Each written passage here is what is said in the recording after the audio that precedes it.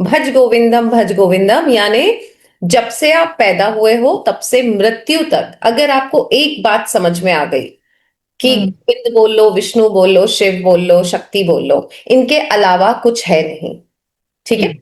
दूसरी चीज, जैसे कि शिव ने कहा है इस धरती पे मेरे अलावा कुछ है ही नहीं।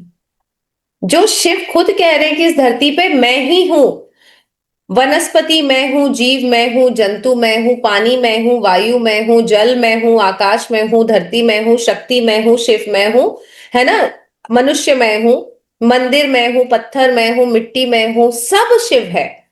अब मुझे बताओ, जब सभी शिव है तो मुझे मेरे होने का किस बात का घमंड?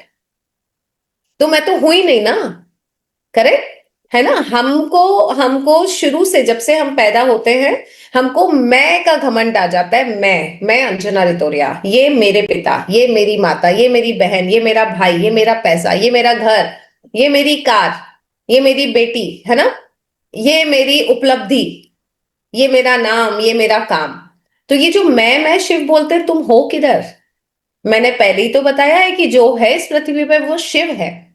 तो जिस दिन मैं ये मान लूं कि मैं खुद शिव हूं, जैसे कि मैं हमेशा कह रही हूं और शुरू से मेरा वो ही रहा है कि मैं भगवान हूं, मैं लक्ष्मी हूं, तो जब मैंने अपने आप को ये मान लिया मैं लक्ष्मी हूं या मैं शिव हूं, तो क्या होता है, हम गलत कार्य करने से बच जाते हैं।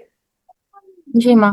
है ना। आप जैसा सुनोगे वैसा बोलोगे, आप जैसा बोल। पहनोगे वैसा आपका बर्ताव हो जाएगा, आप जैसा खाओगे तो वैसे ही, जैसा सोचोगे वैसा आपका बर्ताव हो जाएगा। अगर आपने सोच ही लिया आप भगवान हो, तो क्या भगवान जैसा बर्ताव नहीं हो जाएगा आपका? बिल्कुल।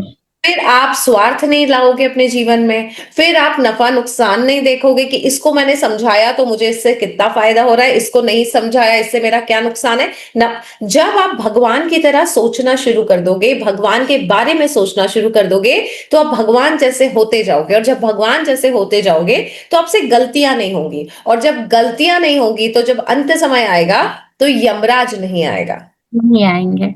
तब विष्णु पार्षद आएंगे जो आपको लेकर जाएंगे, है ना। जी। और कई बार जब आप पूरी जिंदगी भगवान बनकर सोचोगे तो अच्छे कार्य करोगे, अच्छे कार्य करते, हो सकता है ये जीवन का आना आवागमन जो है, आना और जाना, ये भी शायद आपको ना मिले और आप बैकुंठ धाम में बस जाओ। एक उन्होंने ये बात समझाने की कोशिश करी है। दूसरी चीज, एक श्लोक है जो मैं आप लोग को समझाना चाहूंगी। जितने